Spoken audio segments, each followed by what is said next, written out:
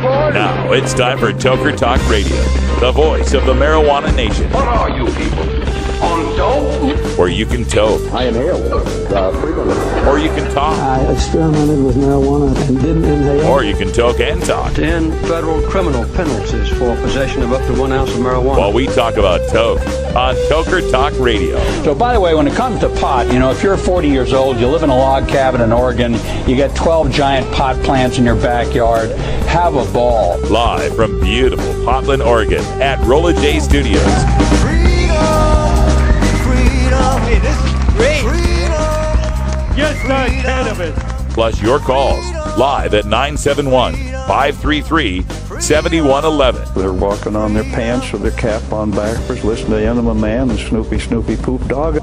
What's to keep somebody from getting all potted up on weed and then getting behind the wheel? Gateway theory doesn't work. It's a reality. Holland, is it real? Don't tease me. We're locking up people that take a couple of puffs of marijuana, and the next thing you know, they got 10 years. And now, here's your host, the guru of ganja graphics, the sultan of sativa statistics, and the worst nightmare of a reefer mad prohibitionist. A polite, perspicacious, productive pothead with a propensity for PowerPoint. Radical Russ Belville. Oh, that's the perfect one for today. A little bit of Tron to get us started. Welcome to Toker Talk Radio. I'm Radical Russ. There's Brian the Red, who's looking up drug interactions for Zohydro as we speak. Oh, well, we like to look shit up. We look shit up. As somebody challenges our facts, we like to double check our facts. Yeah, I want to make sure. So, I wanted to get into a little bit more on this. And before I do, I'm going to make a really weird comparison. Okay?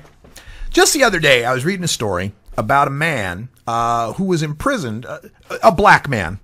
Let's just get it right out. African-American fellow, who'd been imprisoned falsely for 24 years for a murder he did not commit.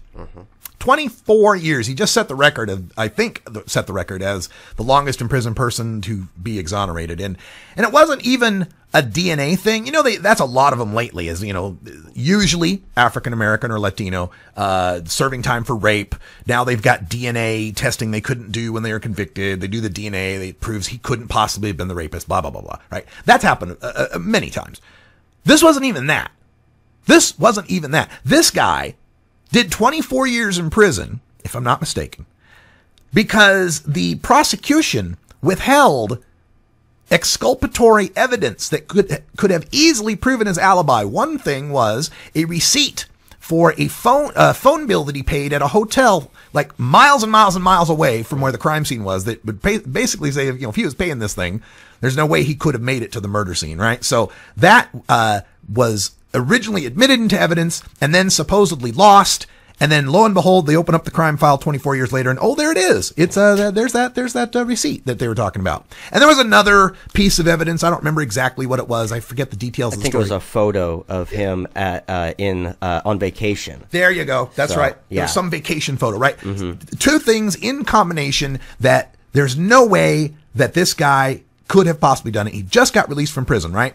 And so oftentimes I'll cite cases like this and I will point this out as to why I can't support the death penalty. But I always point out that doesn't mean I do not think there are crimes for which people should be killed. Okay? I think there are some people beyond rehabilitation, some people whose brains are broke. Their brains are just broke and we just got to put them down. However, when we got a system like this, I can't support putting anyone down because I can't truly believe that anyone's truly guilty. Yeah, and with all the things that have come to light with the drug testing labs that have been tampering with shit, how are we supposed to trust anybody that's supposedly in charge of us? There you go. So with that in mind, the reason I'm setting that frame is to get back to this thing about Zohydro, right? Because on the one hand, I am absolutely for pain patients getting the relief they can get and using the miracles of science to create better molecules that better relieve pain with fewer side effects for a longer time. So there's a couple of guys I was on the Twitter with today going back and forth with this who, from context, I can tell are pain patients, legit pain patients that need this stuff. And they gave me really good reasons why they need this stuff. So it's one of those things like death penalty. We're like, yeah, I'm absolutely for the death penalty. Some people need to die. Yes, I'm absolutely for your access to these really powerful opioid painkillers. But given the system they're in right now, I can't get behind it.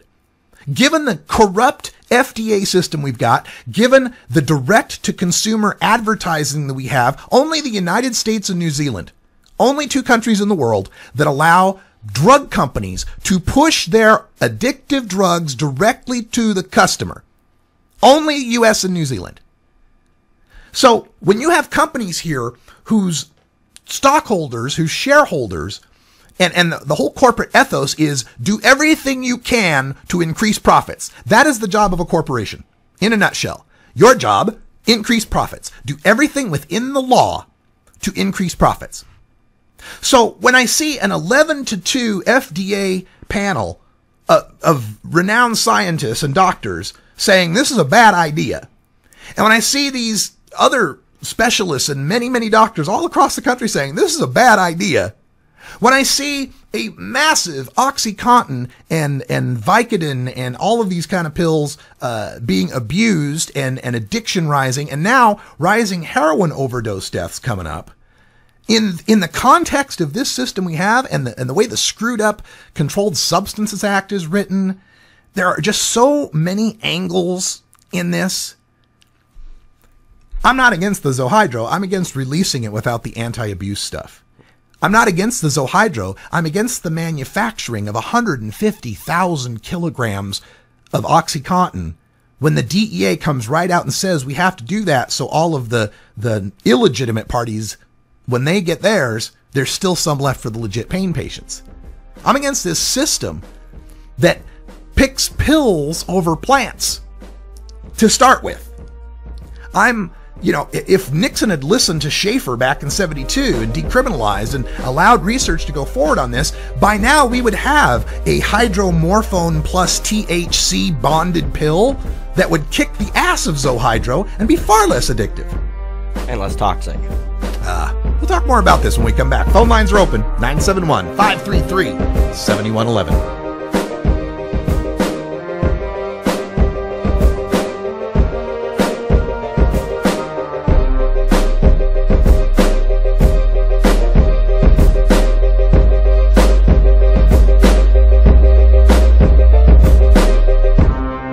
You're tuned into the Russ Belville Show, the voice of the marijuana nation.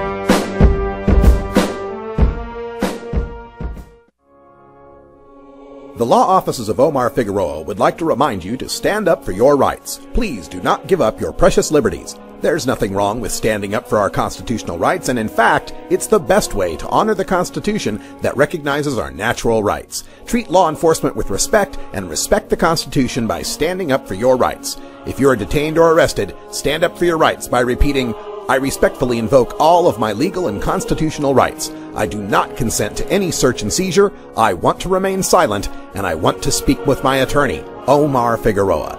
Omar Figueroa has more than a decade of experience in federal and California courts and graduated from Yale University, Stanford Law School, and Trial Lawyers College. Please contact the law offices of Omar Figueroa at 415-489-0420 or 707-829-0215 or on the web at omarfigueroa.com. You can get 420 Radio on the go with the Ustream video app for Android and iPhone. Go to rad-r.us/420Ustream or just click the Ustream app icon for Android or iPhone below the live radio feed at 420radio.org.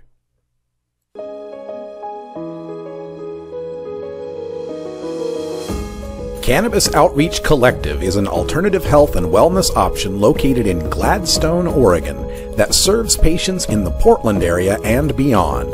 We are a full-service alternative health and wellness collective accommodating patients with natural, organic, holistic, and homeopathic remedies, nutritional guidance, advice, education, and medical cannabis, fully in accordance with Oregon OMMP law. You can find out more about Cannabis Outreach Collective on Facebook at COC503 or by emailing cannabisoutreachcollective503 @gmail.com or by telephone at 503-853-1319. Check out our menu on Weed Maps and visit Cannabis Outreach Collective today.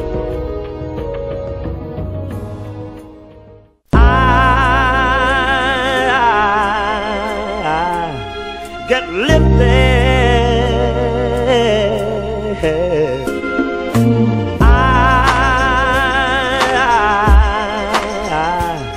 Get lifted. Come on. All right, let's do this. Yeah, just being a little bit stereotypical there. Got my Cheetos. But these are the Flaming Hot Limon. Oh, sorry. Limon. Love the limon. This is music from the Green Brothers with I Get Lifted. Welcome back. You're listening to Toker Talk Radio. And today we're not talking about weed. We're talking about Zohydro, the new prescription hydrocodone pill without, it's an extended release pill, supposedly 12-hour long, with no acetaminophen in it, which has been a problem. The FDA's talked about that, how there's been a lot of, liver failures from people taking too much acetaminophen. Not just Vicodins and stuff, but I mean, Tylenols and shit. So yeah, that's a big deal. But I wanted to, before I get back to that story, real quick on the guy who served the 24 years. We were talking about this in the chat room. Not only should the guy get $1 million a year for every year he was in, but the prosecutor, the cop, all the people involved who at some point, had they followed their ethics, this man would be free. Anybody in that group should do as many years as that guy did. And make that the standard from now on. Anybody gets exonerated, and we find, and not if it was accidental, there should be a high bar to clear, I agree. But man, when you can show and prove that a prosecutor withheld exculpatory evidence to put a man away for 24 years, that prosecutor should do 24 years. Yep. All right. So let's get back to this Zohydro thing, because I want to get back to the fella, what's his name here? David Polk from Zogenix Inc. And again, we got a Z and an X in it, so it must be medical. Of course. Zogenix Inc., who is upset about my story on High Times, Mexico trades marijuana for heroin. And I just want to, and I didn't do this in the essay, but I wanted to pick apart little things in here from a framing perspective, because this is a PR guy, right? This guy's job is he's probably writing to all, like CBS News, CNN, he's probably writing to all of them right now, because this Zohydro thing has gotten some ink. It's gotten some hits on the internet and people freaking out about this. And the big thing that he had a problem with is my writing that it was, quote, that Zohydro contains, quote, 5 times the hydrocodone available in Vicodin, end quote. And he says that's simply not true. But it is. Vicodin comes in 5, 7.5, and 10 milligrams. Zohydro comes in 10, and I don't know what in between, but as high as 50. 10, 15, 20, 30, 40, and 50. Oh, so everything from 10 to 50. Yes. So, the least you could say is the lowest dose Zohydro has the same hydrocodone as the highest dose Vicodin. That's the least you could say, right? Because, he says, so he gets on to the next, and before we go into that, right? So the least you could say is a 1-to-1. The most Vicodin to the least Zohydro. The best you could say is compare the 5 milligram Vic to the 50 milligram, then it's 10 times worse. So your range, I shouldn't say worse, 10 times more product, 10 times more hydrocodone. Then he goes in his second paragraph into spin mode. In terms of hydrocodone potency, I'm sorry, did somebody mention potency? I didn't mention potency. No, my article said potency. 5 times the hydrocodone. That would be amount. That would be content, right? How much? I didn't say anything about potency. No. No, I didn't. I didn't hear anything. But he says, in terms of hydrocodone potency, this is the spin, this is the twist this around from getting away from the fact that we're selling a pill that's got 50 milligrams in it when the worst of the other pill has 10. I'm sorry, the most of the other pill has 10. Spin away from that by saying a 10 milligram dose of Zohydro ER is the exact same potency as a 10 milligram dose of Vicodin or any other hydrocodone product. And I read a post that was forwarded to me by one of those guys on Twitter where the guy had written, I think the title of the post was, "What weighs more, a pound of feathers or a pound of hydrocodone?" Which is the old, That's right. great. But it is a point. And throughout the post, this person kept writing, Hydrocodone is hydrocodone is hydrocodone is hydrocodone. Absolutely true. No disagreement there, right? The problem is he's coming around here saying the potency of a 10 milligram Vic is the same potency as a 10 milligram Zohydro. Right. So the potency of a 50 milligram Zohydro, therefore, is 5 times stronger. 5 times greater? Yeah. All right. Just so I'm... As far as my math can calculate. I mean, I went to public school, so I don't know. Then he goes on with another spin. And contrary to what has been reported, Zohydro is not the most powerful opioid in its class. Gosh, I don't recall writing that either. Yeah. I think I wrote 5 times the hydrocodone available in Vicodin. That was the only thing I wrote about Zohydro, as a matter of fact. But no, he goes on and says many other opioids are more potent, including oxymorphone, methadone, hydromorphone, and fentanyl. Well, sure, and so is, morphine, and all sorts of things are more potent. You're not talking to someone who's completely ignorant about opioid drugs. And by the way, they also sent me a fantastic link, and let me see if I can find this so people can follow up on this as well. On something that's known as the... where did this guy put it? Nice data. There it is. Nice data. Review that and go back. So I want to get you this link. This is something that's on Wikipedia called equa-analgesic.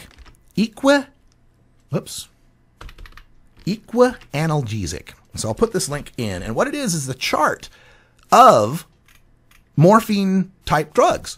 For everything up, and it starts with non-opioids like aspirin, but it goes all the way through codeine, tramadol, metapon, I don't even know half of these, oxycodone, morphine, hydromorphone, methadone, fentanyl, bromidol, dihydroetorphine, and the worst one, the biggest one, carfentanil. Mm-hmm. And they have the next column, which is their strength, the relative strength, where morphine is your baseline, is 1, right? So hydrocodone and morphine are at that same baseline, 1. And this carfentanil, 10,000 to 100,000 times stronger than morphine. Whoa! Gee, money. Christmas. Fentanil's like 50 to 100 times, right? So it's a great chart, great data out there. But again, my points go to this guy trying to spin it because he's with a pharmaceutical company. So here he goes with there's many more powerful. Ours isn't the worst. My gosh, we only lock up 0.7% of kids. It's the same argument, right? He's trying to minimize this thing. When 11-2 FDA panel said this was a bad idea, and it's going out without the anti-abuse additives that they add to OxyContin and Vicodin to keep you from crushing them and snorting them, or to keep you from crushing them and melting them and injecting them. So it's just disturbing to me. And then I hope you will correct the story to reflect accurate information about Zohydro ER. So at one point, for about probably a half hour, it was corrected, where High Times changed it to say 5 times to all the hydrocodone available. And I wrote him back and I said, no, change that back. Ain't nothing inaccurate about what we said. There's 5 times. Now, the only quibble, you could quibble and say that maybe, Russ, you should have said up to 5 times. Well, yeah. Because the most Vicodin's 10 and Yeah, and not all of the Zohydro ER is at that 50 milligram level. Yeah. That's correct, but you forgot one word. Yeah, and ignoring the 800-pound gorilla in the room of the massive pill mill problem we've got, and the massive oxycodone and pain abuse thing, and this is I know there's a lot of people in like DPA and harm reduction circles that would take me to task on some of this about the pain patients that are getting screwed over because of these abuses and so forth.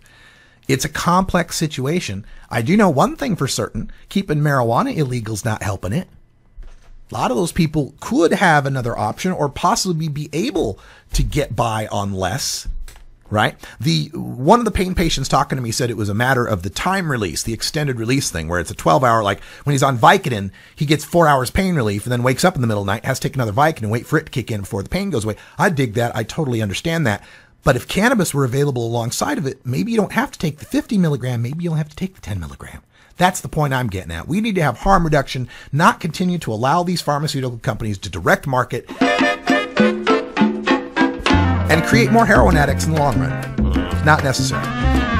Hey, it's 420 here in the Pacific Time Zone. Happy 420, everyone. And we're 10 days away from the actual 420. We'll be right back. Oh, have you ever met that funny reefer man? A reefer man. Have you ever met that funny reefer man? A reefer man. If he said he swam to China, he would sell you South Carolina. Then you know you're talking to that reefer man.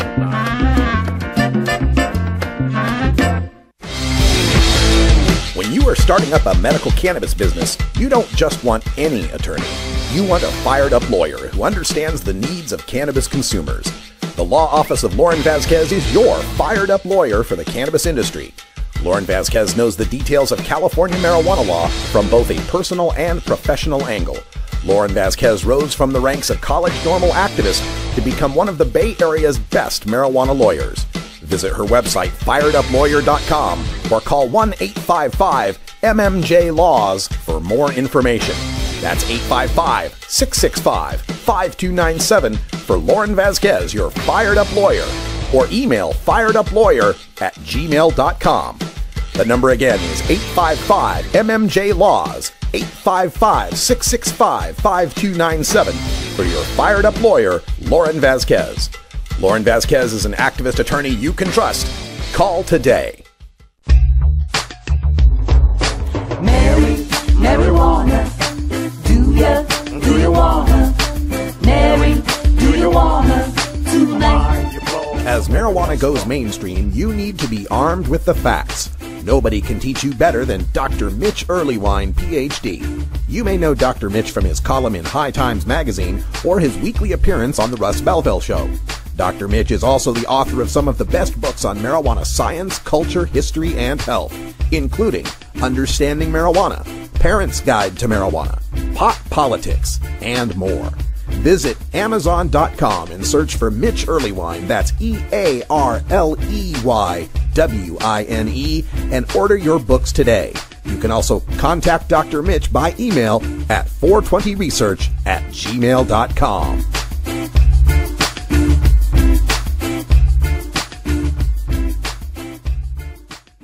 The new Viper Hour, starring radical Russ Belville from Portland, Oregon. Mondays at 8 p.m. Pacific on 420radio.org.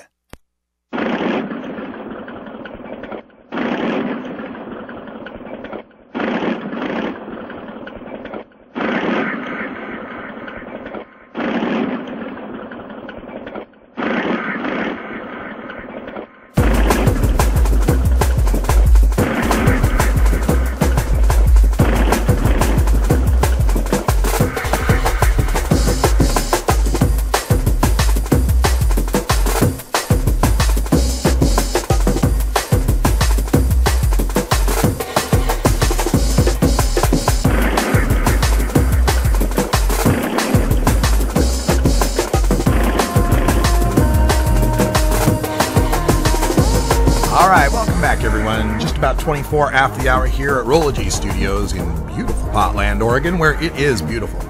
Past 3 days have just been gorgeous, sunshine and blue skies, 70-ish temperatures. Roscoe, the official dog of 420 Radio, was very, very happy about it.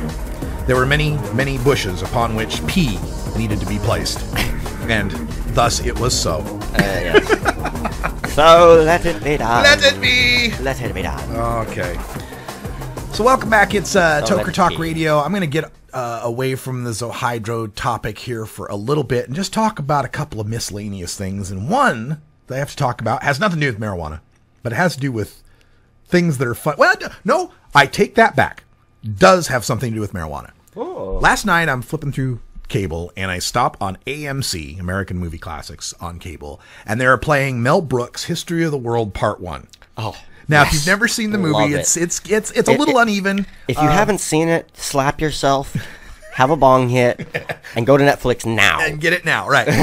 It's a little uneven in some places, but it's really, really good. And in the movie, it's, of course, Mel Brooks, and then Gregory Hines plays a slave, and they're being pursued by the Romans. They're trying to escape. They're being pursued by the Romans on chariots when he spots off in the distance some purple sticky.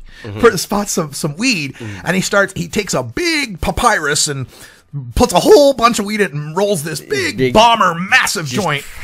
And then as they're fleeing, they light it on fire, and the smoke, of course, incapacitates the Romans, and they get all giggly and, have a little high thing. They forget who they're chasing. Yeah. It's a pot joke, right? Yeah. But 1981, right? This is a 1981 movie, right? Great little pot joke for 1981. You got to figure this is out when Ronald Reagan's taken office, right? So that was kind of cool.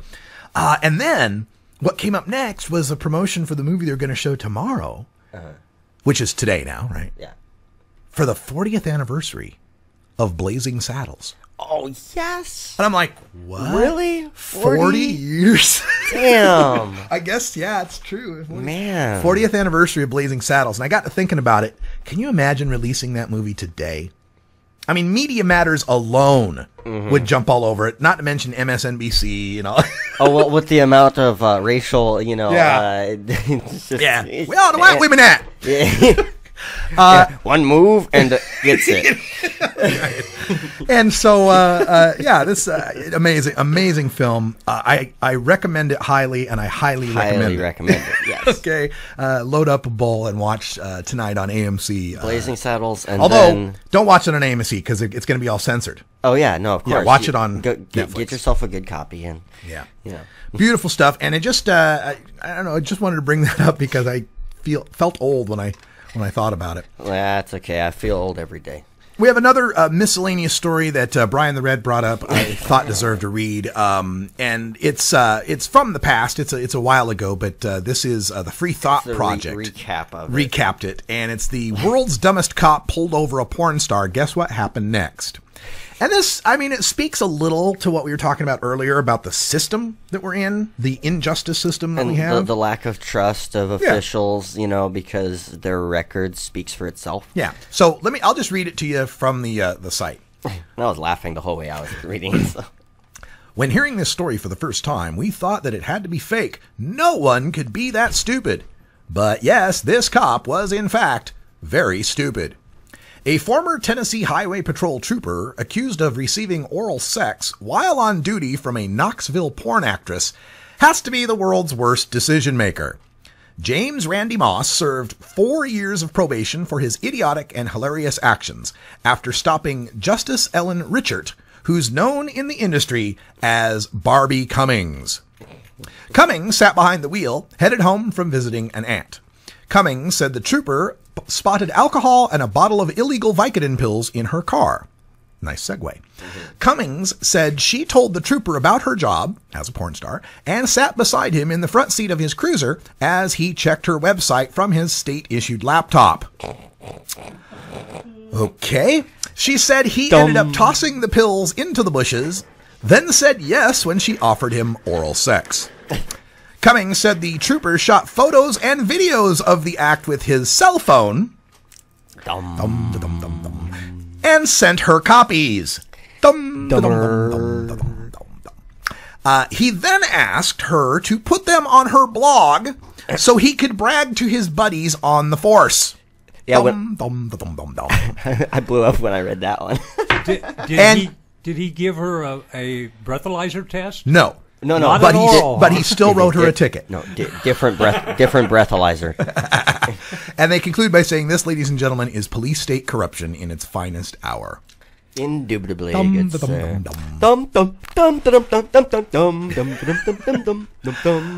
goodness. Now the other story, of course, that's that's the Russ Belville Show app, but it's not working right now. It's not bringing anything. I've got that disabled because I don't remember what I'm doing. But we're having trouble. Well, we'll get that fixed. I've been in the middle of I've been uploading all my posts from the now deceased stash.normal.org blog. About 6,300 posts that I wrote over 4.5 years, and I can only upload them 10 at a time before my server times out. So last night I took care of the Z's, the Y's, and the W's. All Oh, right. and the numerics. Oh, and the numerics. Well, then that's a few. So there you go. There's some interesting, a whole bunch of Washington posts up there. It's really interesting. It's all my old, like Washington I-502 posts when we're all fighting about, whether or not we should vote on it and stuff. Yeah, yeah. All Good those classic stuff. Yeah, lots of classic stuff. Yeah, you can read Russ's transformation on the subject. Yeah. It's like Pretty amazing. And also, blog posts going back to 2003 from just my personal blog, and 2006 through 2008 when I was blogging for my XM radio show.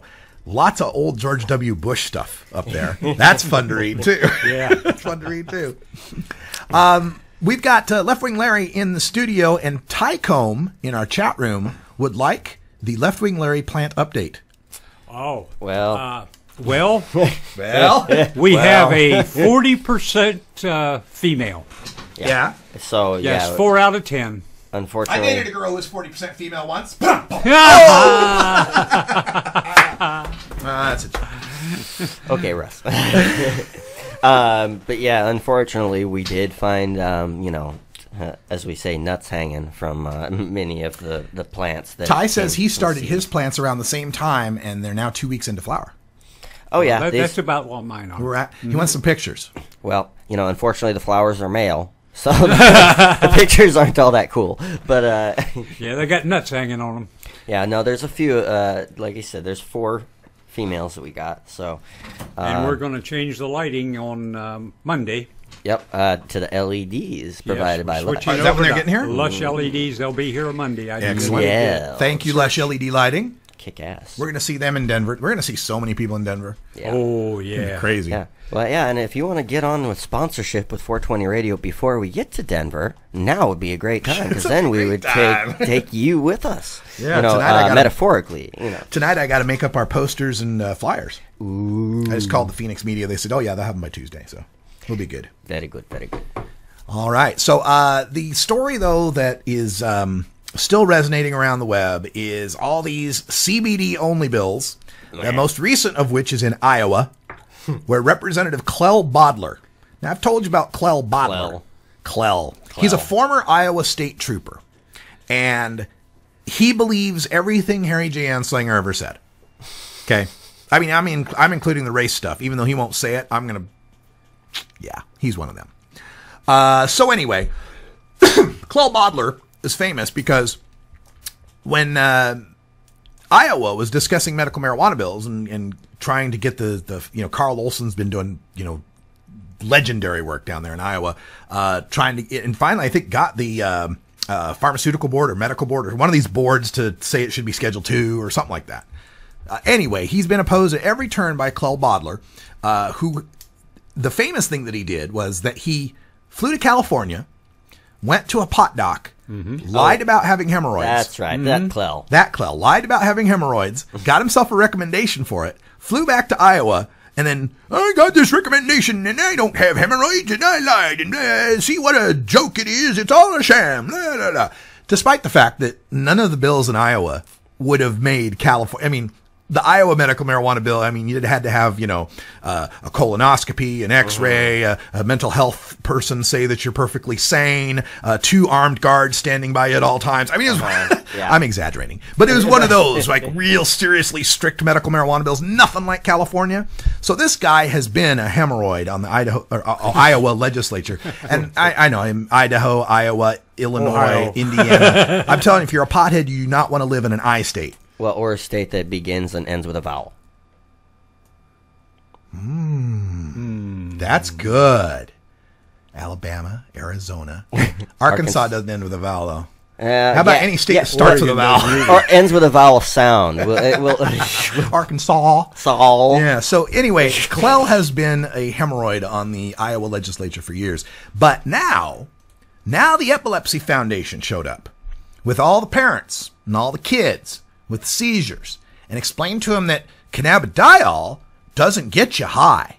It's right. And Clell now is saying it's not medical marijuana. It's cannabidiol. Actually, you can make it out of male plants, I believe, can't you? Well, that's where they're trying to take it in some of these CBD bills and some of these politicians. The guy in Utah, Representative Gage Freur, is floating the idea that, well, hell, hemp, you know, if we can grow hemp, we could grow hemp plants and get the CBD off the hemp plants. Now, there's nothing yet that's shown that anyone can do that, or if that'd be very viable. Well, you know, there was a lot of research going back, you know, many generations. Some of it's found in Jack Harris' book, The Emperor Wears No Clothes, that clearly states that there are male varieties that have higher cannabinoid levels of certain kinds than their female counterparts because they don't have the energy being used to produce the same flowers, you know, and at the crystals and such. So inside the leaves and stems, there's real high cannabinoid profile. Like I had a buddy who said, you know, he only got really high, like when he was smoking shader leaves, you know. So I have actually vaporized male flowers before, and it does work for the. It does work for the pain. I've heard a few years back of people that were collecting pollen and smoking the pollen and saying it was like 10 times stronger than, you know, the weed itself, which is, sorry, bullshit. Yeah, pollen will not do it. Yeah, just smoking the pollen sacs won't do it. You know. Well, what this gets to, though, this whole focus on CBD, once again, and this is, you know, our opponents, this is a gold mine for them. This is an absolute gold mine for them, because I've always told you that the threat of medical marijuana is that it changes the paradigm. It is the Protestant revolution of the Protestant Reformation of our medical, industrial, pharmaceutical complex. It takes us away from this idea that we have to go to the learned doctor and the scientific pill to be able to get our healing, instead of getting it from nature and getting it straight from a plant. This CBD thing takes us back to that idea that we need to extract the constituents of it. We'll talk more about this, but we got to take a break. Be right back.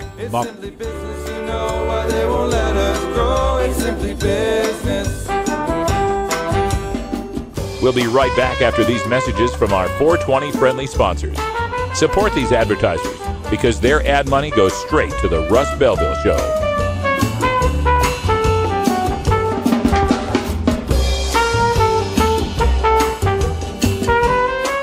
You're tuned into the Russ Belville Show, the voice of the marijuana nation.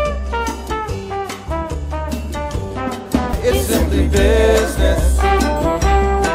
It's simply business. It's simply business, you know why they won't let us grow. It's simply business. It's simply business, you know why they won't let us grow. It's simply business. I'm Sub Cool from Team Green Avenger. At TGAgenetics.com, we are working on the leading edge of medical strains. Our strains are rigorously tested for THC, CBD, THCV, and other critical cannabinoids. Know your grow. Check out our genetic diversity at TGAgenetics.com, the home of Jelly Bean, Jack the Ripper, Vortex, and other award-winning cannabis strains.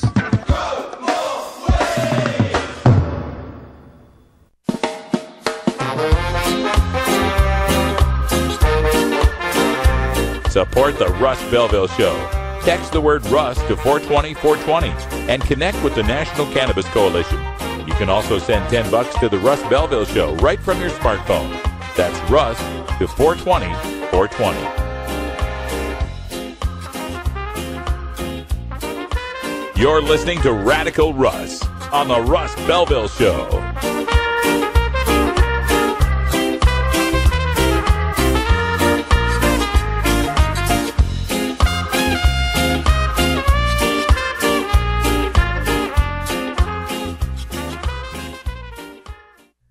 .420 Radio is 24-hour marijuana legalization radio. Hey, how's it going? My name's Will. I don't work at a used record store. I don't own an iguana, although I'm sure they make great pets. I don't have dreadlocks or play the acoustic guitar. I can remember quite well, thank you, and no, I don't constantly have the munchies. When 420 comes around, I've still got 40 minutes of work left. I've never hit a girl on a bike with my car or shot my friend with a shotgun. I've never had to apologize for letting a girl I was watching drown in a pool while I was getting high because, duh, I wouldn't be getting high if I was around children. I'm a regular guy who works regular jobs, just like the majority of all Americans who use marijuana occasionally and responsibly. My name is Will. and I'm normal. You're right, I am a rotten bastard, I admit it. But I tell you something. Even though I got a lot of hate inside, I got some friends who ain't got hate inside. They're filled with nothing but love.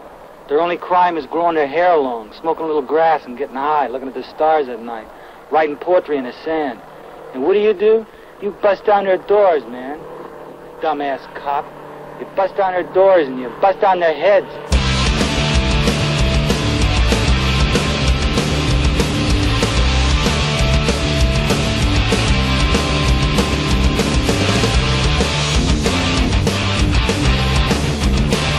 Great clip there. Yeah, you dumbass cop. 40 after the hour.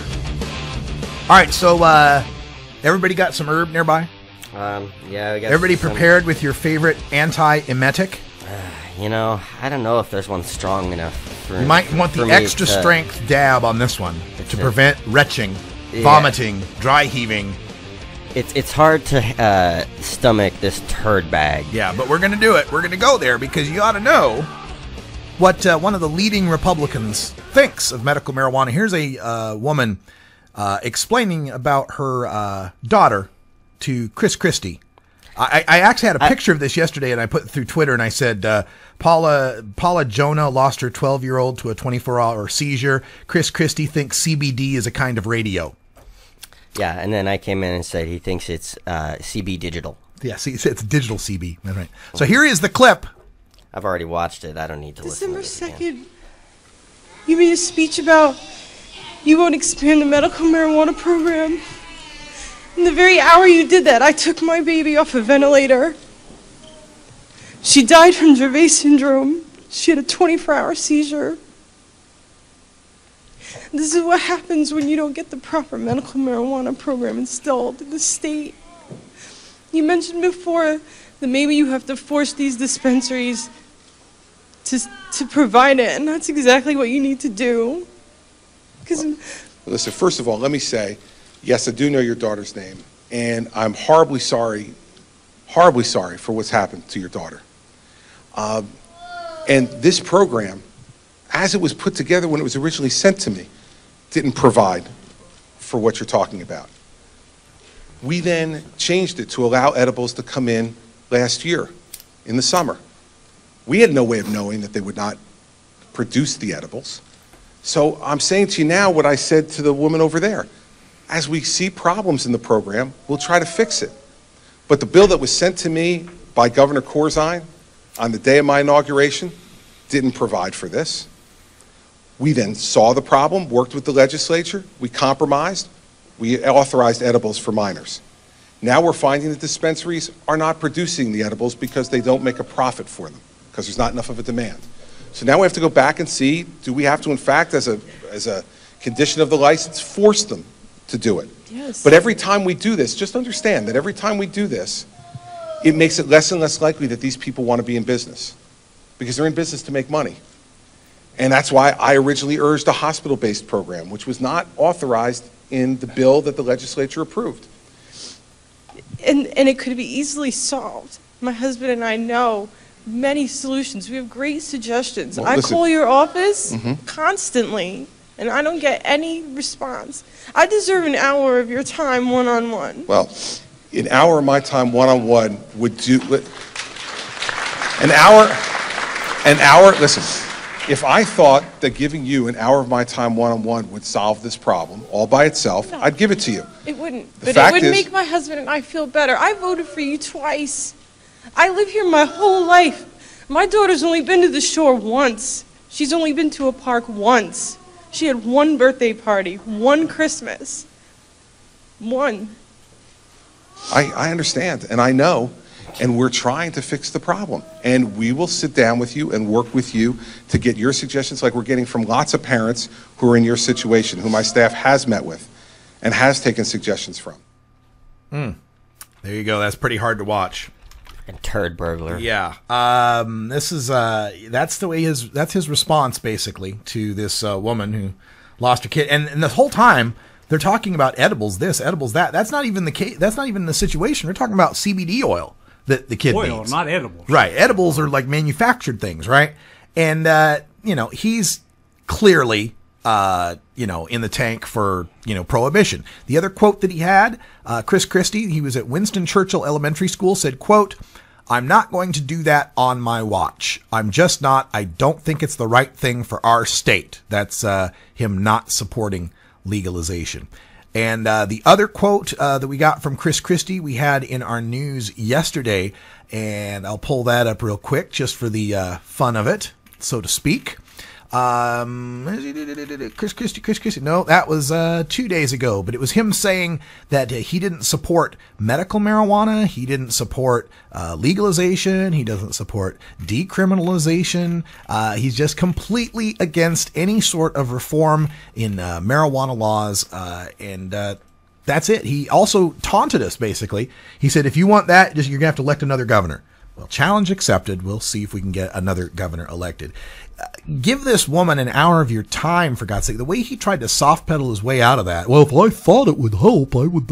You're the freaking governor, man. The legislature passed this medical marijuana bill and has continued to bring to your desk all sorts of fixes, all sorts of ways to make this better for a woman like hers, like her. And you have opposed it at every turn, Christie. It's just offensive. Every time I see you now, I can't even think of any. And this is even, this is the one we're talking about, Christie. Everyone else is talking about the fact that he's, shutting down the George Washington Bridge and over political retribution, right? I wish that the news media would focus a little more on this CBD thing and this medical marijuana thing than the GW Bridge. Yeah, the amount of corruption that you're bringing to this. But the whole thing is the one that's prosecuting him, or will eventually prosecute him, is the guy that yesterday stood right there and talked to Representative Cohen and said, just stonewalled Eric Holder. He stonewalled Cohen all over the place. Yep, the whole time. And trying to find this other study that I had seen. And again, I don't know if this happened to anyone else. Did the old Windows update last night, and now Google Chrome's not working like it should. Gmail's slow as hell. Mine was horrible. Brian can fix it as soon as the show's over. Yeah, sure. We'll see. He fixed mine. We're talking about Windows, but anyway, I can't find the study off the top here, but basically, what this most recent poll found in politics, as far as voter preferences, they found. They asked him, what would bother you most and cause you to not want to vote for a politician? And the choices were, you get caught in a sexual scandal, you get caught in a drug scandal, or they're found to be using political power to bully. And I don't remember the exact numbers, but it was along the lines of 70-ish% were offended by the bully. 14 by the sex, Christie type. by the drugs, and 12 by the sex, or something like that. Don't quote those numbers, but it was a huge margin. So what it told me is, when it comes to being a big fat politician, it's better to be Rob Ford than Christie. Right. At least you can laugh at Rob or Newt Ford. Gingrich, if you want to talk about the sex side, right? Yeah. So I think Christie, God, and this is the other thing, folks. And I hate to spin nightmare scenarios, but it's part of my job. We keep seeing all this green rush, all of this. The Obama administration's given the green light. The Obama administration's going to allow legalization to go forward. We're going to do something about the bank thing. We're going to do. It's all good. It's all good. It's all good. And then coming up, we've got these midterm elections where the current prognosticators are saying there's a chance that the Republicans retake the Senate and keep the House. So you got the Congress fully in hands of the Republicans and a large degree Tea Party people. And then come 2016, a possible race. And what if it comes down to Christie becoming president in 2016? With a Republican Senate, with a Republican House, with a Republican Supreme Court. How long do you think legalization in Colorado and Washington continues? It would be 1970 all over again. Not going to happen. How long after the inauguration do you think they start sending DEA? And you know the people in DEA want this to happen. They're already openly rebelling against Obama. Right. So this is this is my nightmare scenario. You get full Republican control of the government in 2016, and they slam the door on legalization. They come down hard. They start taking everyone to court. They start seizing all that money. Well, all I can say is Viva la Revolution. So if you don't think politics matters, and you don't think there's a difference between the parties, I encourage you to do some research. Now, I'm not here to be a cheerleader for the Democratic Party. They had to pay me for that back when I was on XM Satellite. But I'll tell you one thing. Unfortunately, our system forces us to be in a situation to pick the lesser of two evils. Don't argue with me on that. It's just math. I like third parties as much as the next guy, but until we're in Britain or Canada or a parliamentary system, or we change our voting to pick as many as you like, right? Then we're just not going to see an end to a two-party system. So in that system, you got to start thinking, where are you going to align yourself? Where are you going to vote? And what's going to happen on the issues you care most about?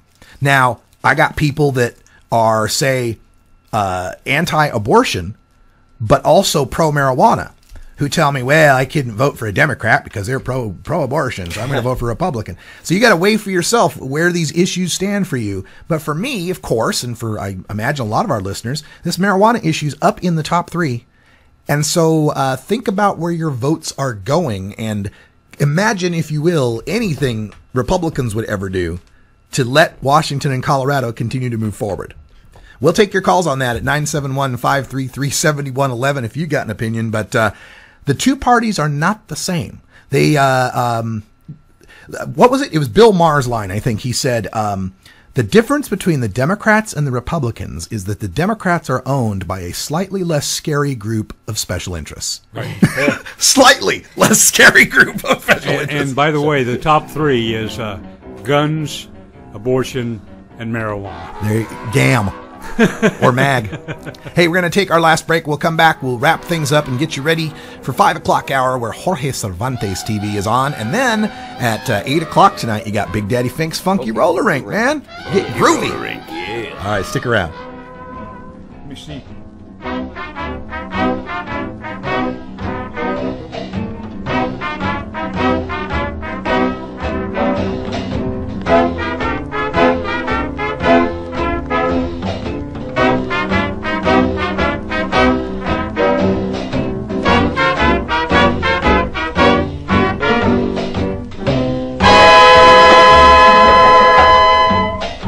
The Russ Belville Show is blogging and podcasting daily at RadicalRuss.com.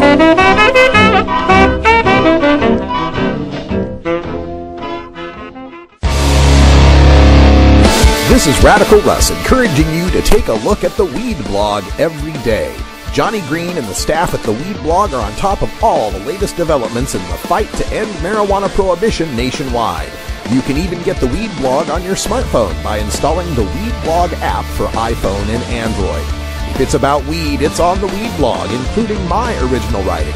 So don't delay, read the Weed Blog today.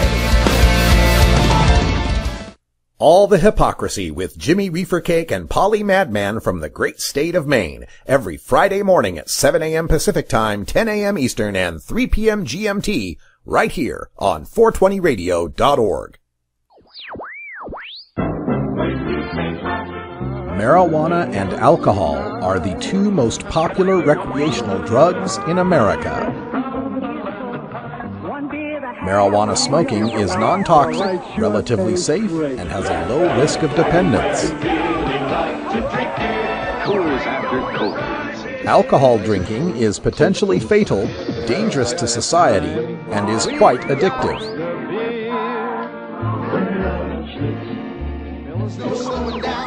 Marijuana is safer, so why are we driving people to drink?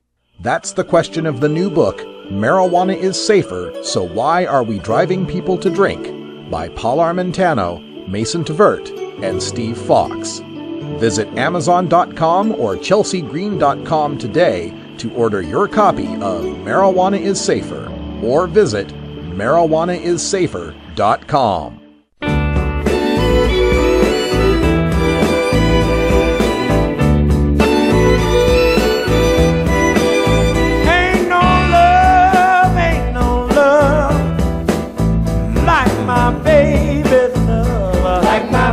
That's right, Talk about Big Daddy Fake's Funky Roller Rink. That's some Eddie Floyd.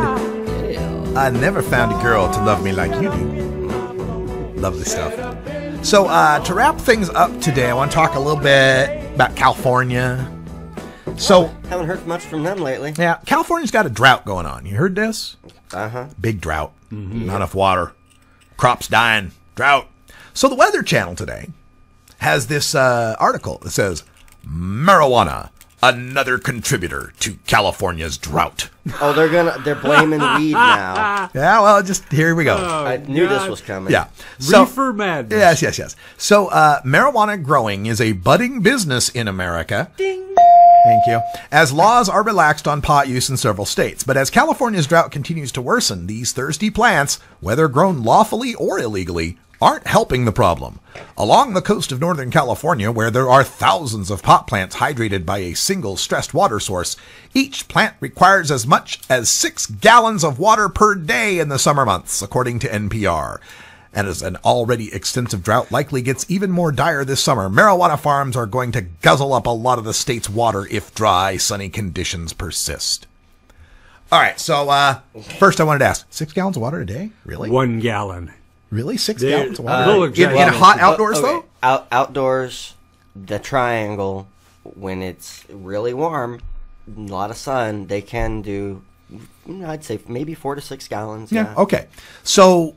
And of course, I'm not here to say that these guys, it depends on what kind of yield you're getting. Sure. You know, there's a formula: big dirt, big water, big buds. Gotcha. So, but and not I'm not here to condone the guys that are diverting streams and illegally stealing water to plant illegal grows and stuff like that. Right? That is a problem. But here's where I've got a problem with this Weather Channel thing. Right?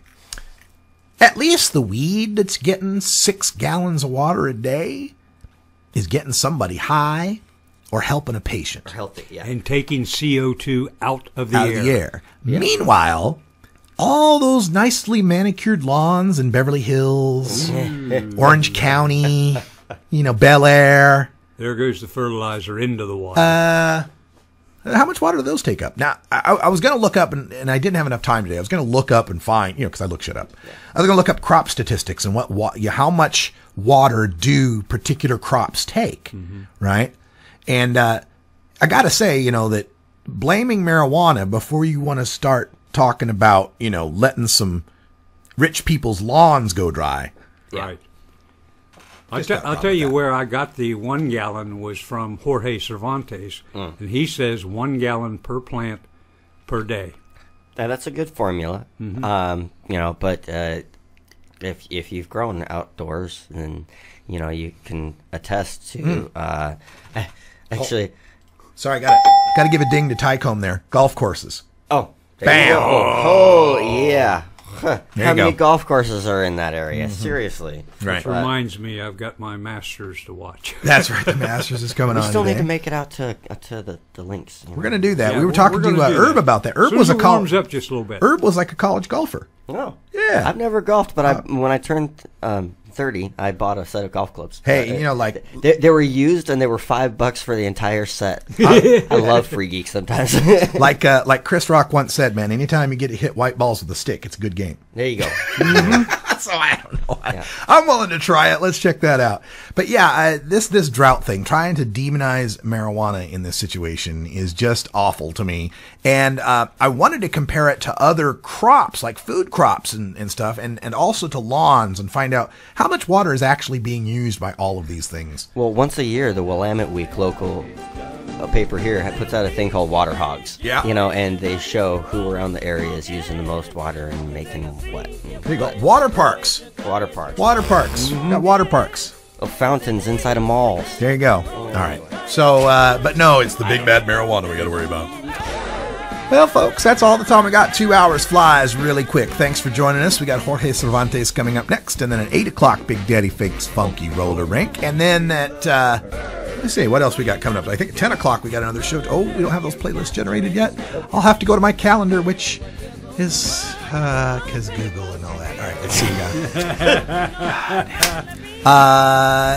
Damn Windows. Yeah. Anyway, we're trying to get in touch with High Times for tomorrow for a preview of the 420 Cup. We'll have Mike G on For Brian the Red and Left Wing Larry, I'm Radical Russ. Thanks for joining us, and until next time, take care of each other, tokers. This is the Russ Belville Show. The Russ Belville Show is blogging and podcasting daily at radicalruss.com. You take a seed, you plant it, you grow it, you dry it, you roll it, you smoke it. You take a seed, you plant it, you grow it, you dry it, you roll it, you smoke it. You take a seed, you plant